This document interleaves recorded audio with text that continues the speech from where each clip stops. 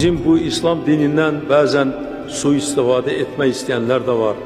Bəzən bunları öz məqsədləri üçün istifadə etmək istəyənlər də var. Bəzən bizim bu İslam dinindən ölkəmizdə sabitliyi pozmaq, aranı qarışdırmaq, insanları bir-birinə vuruşturmaq, bir-birinə qarşı qoymaq istəyənlər də var. Bəzən bizim içərimizə təxribat salmaq istəyənlər də var. Bilirsiniz, İslam dini Azərbaycan Respublikasının dinidir. Azərbaycanda yaşayan əhalinin əksəriyyəti İslam dininə mənsubdur. İslam dininə itaat edir.